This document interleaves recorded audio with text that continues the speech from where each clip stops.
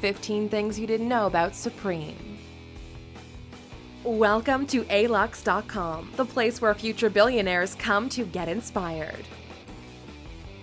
Hello Aluxers, and welcome to another exciting original video presented by alux.com.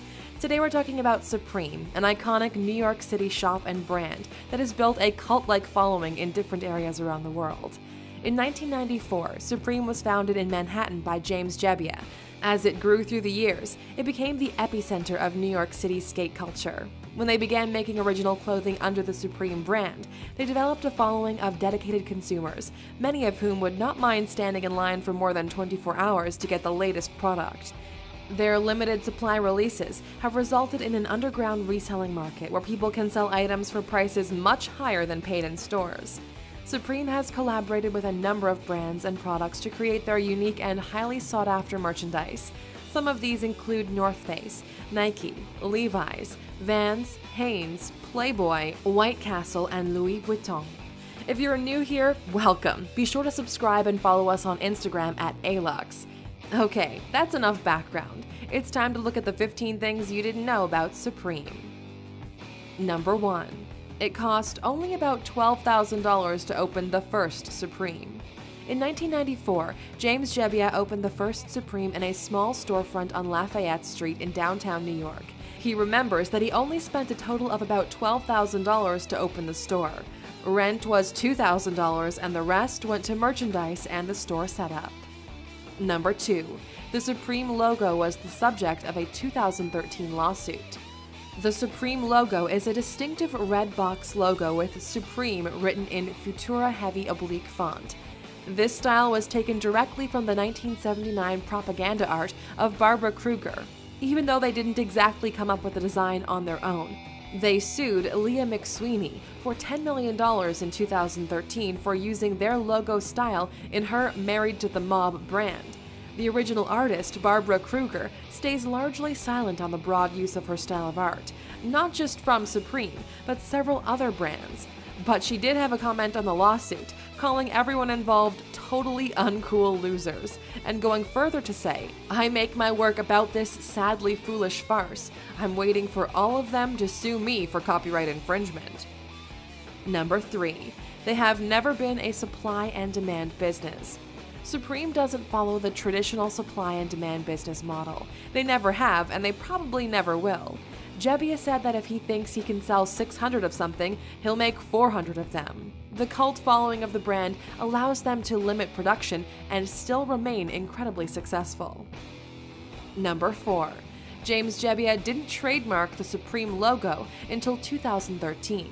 The trademark for the Supreme box logo was not filed until March of 2013, which coincided with Supreme's lawsuit of Married to the Mob. Jebbia also says he didn't officially own the Supreme name until 2012 because it was difficult to trademark. Number 5. 3 Supreme skate decks sold at auction for more than $16,000. Supreme has worked with a number of artists over the years to create original skate decks that are always in high demand. In 2006, Supreme worked with artist Jeff Koons, who developed a trio of Monkey Train skate decks. A set of these decks were auctioned off at the legendary Christie's auction house in 2013.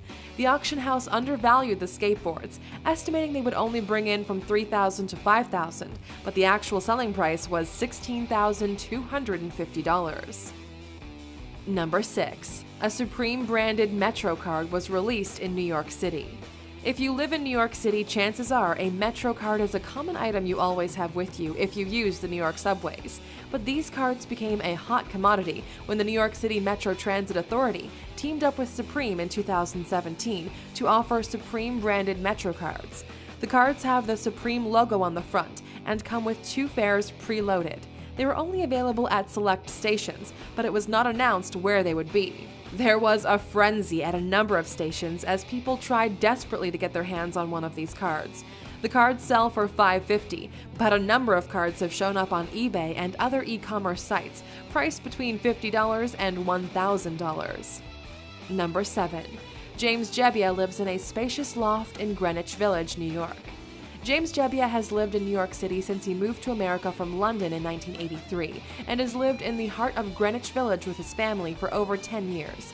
You might be a little surprised to find the apartment doesn't feature even a hint of the boldness of the Supreme brand. The spacious loft is open and minimalist, with neutral-colored walls and brief displays of creative artistry, like a collection of porcelain ceramics by Picasso. Number 8. Jebbia says he doesn't like the underground reselling market.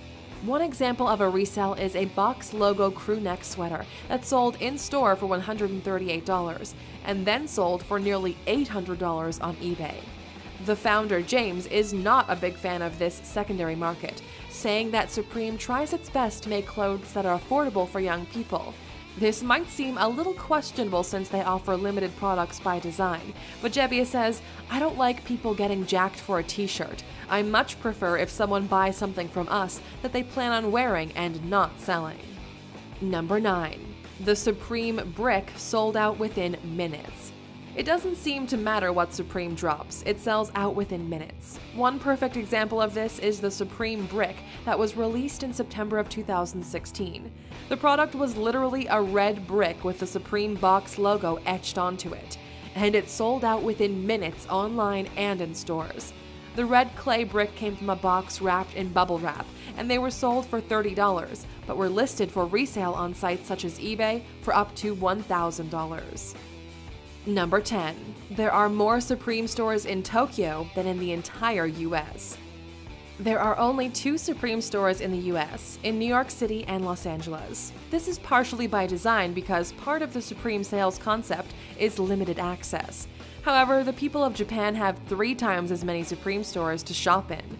There are 3 located in Tokyo alone, and 3 others in different Japanese cities. There is also a store in Paris and one in London. To find out more interesting facts about Tokyo, click in the upper right-hand corner to check out our video of 15 things you didn't know about Tokyo. Number 11. The brand's name comes from John Coltrane's I Love Supreme. The name for the store came from a song by legendary jazz saxophonist John Coltrane. Jebbia was inspired to name his brand after Coltrane's song I Love Supreme. Number 12. A Supreme pop-up store in Sydney featured a $71,000 skateboard carrier.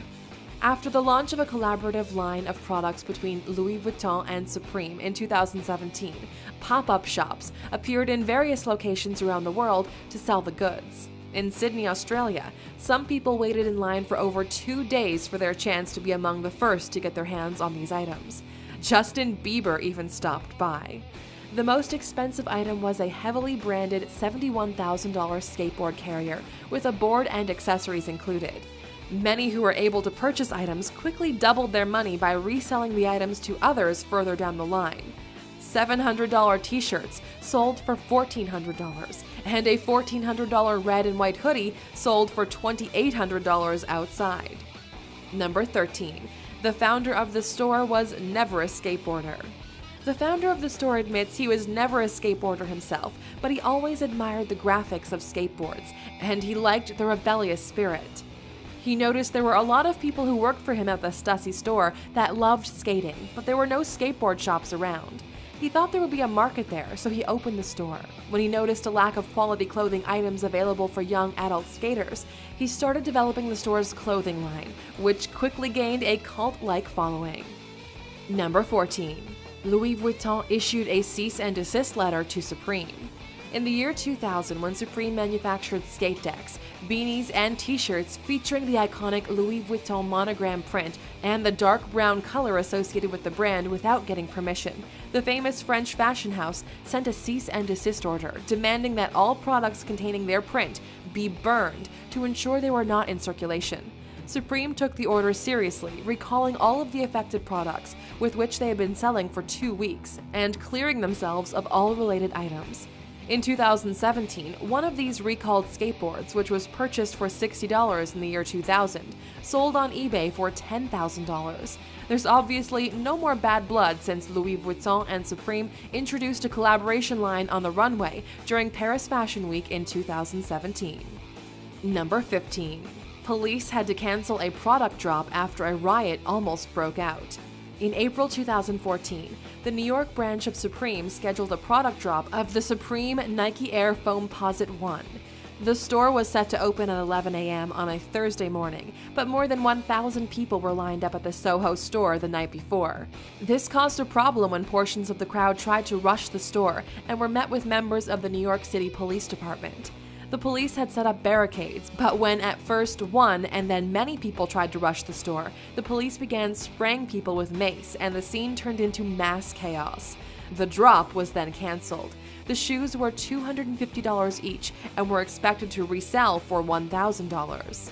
Now that you've learned more about Supreme, do you think the brand is worth the hype? Let us know what you think in the comments. Thanks for sticking around to the end, dedicated Alaxer. Here's a bonus fact just for you. Although the brand is known for its underground cult following, of course, some celebrities have gotten in on the trend. Celebrities who've been seen wearing the Supreme brand include Drake, Diddy, Kanye West, Victoria Beckham, Rihanna, Kendall Jenner, Jonah Hill, Lady Gaga, and Pharrell. Thank you for spending some time with us, Alaxers. Make sure to like and subscribe so you never miss another video. We also handpicked these videos, which we recommend you watch next. Thank you for being an Alaxer, and we'll see you back tomorrow.